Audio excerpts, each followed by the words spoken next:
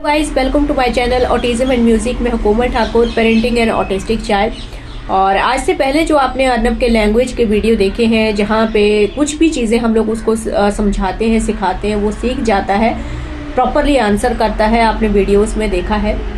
लेकिन आज के इस वीडियो में आप वो प्रोसेस देखेंगे, किस तरह से वो चीज़ों को समझता है, सीखता है, किस तरह से मैं उसको समझाती हूँ और लर्निंग कितनी ज़्यादा डिफ़िकल्ट है।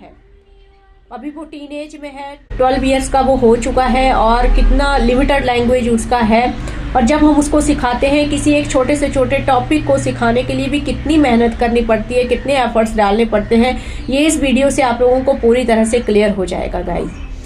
सो ये वीडियोस को सामने लाना इसलिए भी ज़रूरी है ताकि आप लोगों को आइडिया हो कि जो चीज़ें हम लोग आप लोगों को बोलते हैं वो हमारे खुद का एक्सपीरियंस है, उन चीज़ों से हम खुद भी गुजरते हैं। सो हमारा स्ट्रगल भी कम नहीं है। इनफैक्ट किसी भी ऑटिज्म पेरेंट का स्ट्रगल कम नहीं है। बहुत ज़्यादा पेशेंस की ज़रूरत होती है और काफ़ी लोगों को ये आइडिया नहीं है कि अर्नब को ऑटिज्म है भी या नहीं है। काफ़ी लोग बोलते हैं कि वो रिकवर हो चुका है। सो ये वीडियो से रिसेंटली जो मैंने वीडियोस पोस्ट किए हैं, यहाँ से आपको वो आइडिया भी लगेगा उसके लेवल का। साथ में उसको इंटेलेक्चुअल डिसेबिलिटी भी है। ये बात हमेशा ध्यान में रखा कीजिए कि अर्नब को इंटेलेक्चुअल डिसेबिलिटी भी है, ऑटिज्म भी है, ADHD भी है। तीन इश्यूज, मतलब तीन डिसऑर्डर उस बच्चे में हैं। और इन 3 डिसऑर्डर के साथ हम लोग किस तरह से वर्क करते हैं, उसके साथ किस तरह से मैनेज करते हैं, तो ये सब कुछ इस चैनल से के जरिए हम लोग आप लोगों तक पहुंचा रहे हैं गाइस। सो ज़्यादा बात नहीं करूंगी, अब वीडियोस देखिए। रोड से लाए ना अब डंडा, ये है ना। तो रात को लाए थे ना जब वॉकिंग करने गए थे, तो ये डंडा कहाँ लगा था? डंडा ये डंडा दीवार में है। रोड से लाए ना आप, तो रोड में डंडा कहाँ से गिरा? रोड में डंडा डॉग से गिरा है। रोड से। डंडा कहाँ लगता है? डंडा सोचो। प्लांट में। हाँ, कहाँ लगता है? डंडा प्लांट में लगता है। ओके, प्लांट में लगता है। और ये बाहर विंडो में क्या है? विंडो में, विंडो के बाहर क्या लगा है? जाली। ओके, ये विंडो के बाहर क्या है? देखो, 1 मिनट, मुझे कर्टेन खोलने दो। अब देखो, देखो कहाँ लगता है डंडा? डंडा ट्री में। हाँ, कहाँ लगता है डंडा? ट्री में लगता है। ओके, तो बेड किससे बनता है? बेड बेड लकड़ी से बनता है। लकड़ी से बनता है बेड। तो लकड़ी कहाँ से लाएंगे? लकड़ी रोड से लाएंगे। नहीं, रोड में तो डंडा मिला ना आपको। लकड़ी कहाँ से लाएंगे? डंडा कहाँ लगा था? ट्री में। कहाँ लगा था डंडा? ट्री में। ट्री में। डंडे ट्री से लाते हैं। हाँ, ट्री से गिरता है ना डंडा। हाँ। तो ट्री से क्या मिलता है? ट्री से डंडा, लकड़ी। हाँ, ट्री से लकड़ी मिलता है। यस, अब पहुंचा तू पॉइंट पे। लगा है। अच्छा, हाँ, तो लकड़ी कहाँ से मिलती है? लकड़ी ट्री से। ट्री से मिलती है। तो लकड़ी से क्या बनाएंगे? लकड़ी से ट्री, लकड़ी से डंडा बनाएंगे। क्या क्या बनेगा लकड़ी से? Mango, no leaf. नो, लकड़ी से क्या बनेगा? लकड़ी से नहीं यार, बेड। हाँ, क्या बनेगा? लकड़ी से बेड बनेगा। बेड बनाएंगे। और क्या बनाएंगे? क्यों नहीं? टेबल। टेबल बनाएंगे। Okay, very good. और चेयर बनाएंगे। चेयर बनाएंगे। यस, हाँ। टेबल। और क्या बनाएंगे? अलमीरा बनाएंगे। तो ये क्या है? फर्नीचर। फर्नीचर। तो फर्नीचर किससे बनता है? फर्नीचर बेड हैं? फर्नीचर टेबल से। टेबल, चेयर, अलमीरा तो फर्नीचर है ना। लेकिन फर्नीचर किससे बनता है? फर्नीचर नहीं। आटे से बनता है? नहीं। किससे बनता है फर्नीचर? फर्नीचर लकड़ी से बनता यस, है। किससे बनेगा? फर्नीचर लकड़ी से बनेगा। और लकड़ी कहाँ से मिलेगी? लकड़ी ट्री से मिलेगी। यस, अब समझा। पाठ। फर्नीचर क्या क्या होता है? टेबल, चेयर, बेड, अलमीरा, हाँ, ओके। और फर्नीचर कौन बनाता है? Carpenter uncle. फर्नीचर किससे बनता है? फर्नीचर लकड़ी से बनता है। यस। और लकड़ी कहाँ मिलती है? लकड़ी ट्री से मिलती है। Okay, very good. सो आज का टॉपिक था अर्नब के लिए फर्नीचर, कि जो टेबल चेयर है, अलमीरा है, वो फर्नीचर होता है। फर्नीचर किससे बनता है? लकड़ी से बनता है। तो ऐसे ही जब मैं पढ़ा रही थी तो उसके दिमाग से सडनली ये चीज़ ही निकल गई। वो मैं उसको जैसे खुद के घर का बेड बता रही हूँ और मैं उससे पूछ रही हूँ कि ये कौन सा मटेरियल है, क्या है, वो बिल्कुल भी उसके दिमाग में वो चीज़ नहीं आ रही है। एक मिनट। तो फिर मुझे आइडिया आया कि मैं उसको दिखाती हूँ। तो ये डंडा क्यों लाए थे हम? डंडे ट्री से। डंडा क्यों लाए थे रोड से? क्या कर रहे थे डंडे से? भगाने के। किसको? डॉग को। हाँ, ये डॉग को भगाने के लिए। रात को कुत्ते चलने नहीं देते हैं वॉकिंग के लिए, तो उसके लिए डंडा लेके आए थे। फिर मैंने जैसे ही मैंने उसने बोला, सडनली वो क्या बोल रहा है, लकड़ी के नाम पे उसके दिमाग में आ रहा है डंडा। तो जब मैं उसको पूछ रही हूँ बेड किससे बनता है, तो वो बोल रहा है बेड डंडे से बनता है। तो लकड़ी उसके दिमाग में नहीं आ रहा है, उसको डंडा आ रहा है। मैं बहुत देर तक उसको पूछ रही हूँ, फिर मैं डंडा लेके आई कि ये डंडा किससे बना है, उसके दिमाग में नहीं आ रहा है। बहुत सोचने के बाद सडनली फिर क्लिक किया उसको कि डंडा जो है वो लकड़ी से बनता है। फिर मैं उसको धीरे धीरे टॉपिक पे लेके गई कि आप डंडा कहाँ से लाए, तो ये बोल रहा है रोड से लेके आया। अब रोड पे कहाँ से गिरा था? तो धीरे धीरे आपने देखा एकदम से आंसर इन बच्चों के दिमाग में बिल्कुल नहीं आता है।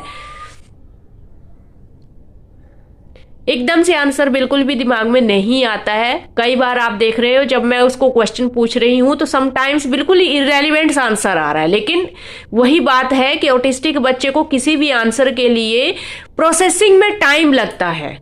आप देख रहे हो सही आंसर मुझे मिल रहा है, लेकिन कितना प्रॉम्प्ट करने के बाद और कितना पूछने के बाद, टाइम देने के बाद।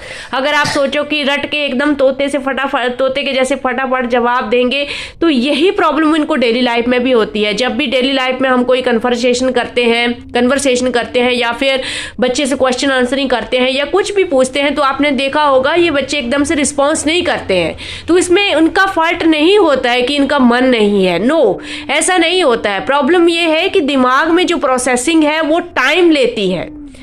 सही जवाब क्या होगा, उन चीज़ों को रिलेट करना, तो उस प्रोसेस में टाइम लगता है ब्रेन को। तो इसलिए आपको बोला जाता है कि जब भी आप इनसे कुछ पूछें तो बिल्कुल भी फोर्स मत कीजिए, धीरे धीरे टाइम लेके इनको भी टाइम दीजिए, प्रॉम्प्ट कीजिए। अगर सही आंसर पे नहीं पहुंच रहे हैं तो प्रॉम्प्ट कीजिए। जैसे मैंने इसको प्रॉम्प्ट किया डंडा, फिर उसके बाद विंडो के बाहर मैंने उसको पॉइंट किया, तब जाके उसके दिमाग में वो चीज़ बैठी कि हाँ, लकड़ी जो है बेसिकली कहाँ से आ रही है, ट्री से आ रही है लकड़ी। तो इस तरह से इमेजेस भी दिखा सकती थी मैं। मेरा अगर यहाँ से भी ये नहीं समझता सामने ट्री दिखा के भी, तो फिर मैं गूगल से लकड़ी की इमेज निकालती और प्रॉपर तरीके से इसको थ्रू इमेजेस वो चीज़ समझाती। सो ये वीडियो का ये तो एक सिंपल सा टॉपिक है, लेकिन यहाँ से ये वीडियो से सिर्फ एक चीज़ निकल के आ रही है, वो आपको समझना बहुत ज़रूरी है, जो मैंने पहले बताई कि इसीलिए टाइम लगता है। और समटाइम्स क्या हो जाता है, पेरेंट्स का एटीट्यूड ऐसा हो जाता है, समटाइम्स हम लोग बहुत ज़्यादा फोर्स करते हैं बच्चों को। कुछ भी पूछना है बच्चों से, अपने बच्चों से, ऑटिस्टिक बच्चों की मैं बात कर रही हूँ, तो समटाइम्स हम लोग बहुत ज़्यादा फोर्स करते हैं, फटाफट पूछ रहे हैं, बिल्कुल भी गैप नहीं दे रहे हैं। उस चक्कर में वो पूरा ओवरलोड हो जाता है और बच्चा इरिटेट हो जाता है और वो बिल्कुल भी आपके साथ फिर कोऑपरेट नहीं करता है। वो हमेशा दूर भागेगा। जब भी आप बात करने की कोशिश करेंगे वो हमेशा इग्नोर करना चाहेगा, उस सिचुएशन में नहीं जाना चाहेगा। तो इस चीज़ को मत कीजिए। जब भी आप कुछ क्वेश्चन पूछ रहे हैं, आपको पता है कि उसके दिमाग में वो आंसर है। समटाइम्स ऐसा भी होता है कि आंसर होता है लेकिन बच्चा भूल जाता है, थोड़े टाइम के लिए ब्लैंक आउट भी हो जाता है। तो उन चीज़ों को मत कीजिए, बच्चों को टाइम दीजिए। और सबसे अच्छी बात है कि फोर्स करने के बजाय बेटर है थोड़ा थोड़ा प्रॉम्प्ट दीजिए, ताकि बच्चे का इंटरेस्ट बना रहे और उसको कॉन्फिडेंस बिल्डअप होता रहे कि नहीं, मैं आंसर कर सकता हूँ। सो दिस इज समथिंग, आपको इनके हिसाब से चलना है, इनको समझना है। नॉर्मल बच्चे की तरह आंसर एक्सपेक्ट मत कीजिए। अभी जस्ट एक कमेंट में आंसर मुझसे पूछा जा रहा था कि उसको ऑटिज्म है भी या नहीं है। तो ये वीडियोस मैं अभी इसीलिए बना रही हूँ गाइस, ताकि आपको आइडिया लगे कि कितनी ज़्यादा मुश्किल है। बीच में अभी देखिए बर्बल स्टीमिंग भी हो रही है थोड़ी थोड़ी, क्योंकि कैमरा सामने है इसलिए वो कंट्रोल करके बैठा हुआ है अभी। तो आप उसकी आवाज़ सुन सकते हैं। तो ये देखिए, तो इस तरह से ये अलग टॉपिक है स्टीमिंग का, इसके बारे में बात नहीं करते हैं अभी। तो ये जस्ट मैं इसी सीरीज़ को अभी पकड़ के बैठी हूँ। तो ये कुछ एक्सपीरियंस था आप लोगों के साथ जो मैंने शेयर किया। तो शाम के लैंग्वेज यानी स्पीच थेरेपी के सेशन के बाद अब हम लोग आए हैं ग्राउंड में। सो गाइस, एक बात कहना चाहती हूँ गाइस कि टीनेज में बच्चा बहुत मतलब उसकी प्रायोरिटी होती है कि वो गिव अप कर दे, स्पेशली जो उसके वीक एरियाज़ होते हैं, लाइक जो लैंग्वेज, जैसे अर्नब की लिमिटेड लैंग्वेज है, लैंग्वेज उसका जो है वो अभी भी फुली डेवलप नहीं हुआ है, लैंग्वेज प्रोसेसिंग उसके लिए डिफ़िकल्ट होती है। तो जो एरियाज़ वीक है ना, उनमें टीनेज में जाके बच्चा बहुत जल्दी मतलब गिव अप करने की कोशिश करता है, उसमें मतलब बिल्कुल भी उस एरिया में इंटरेस्ट नहीं लेना चाहता है।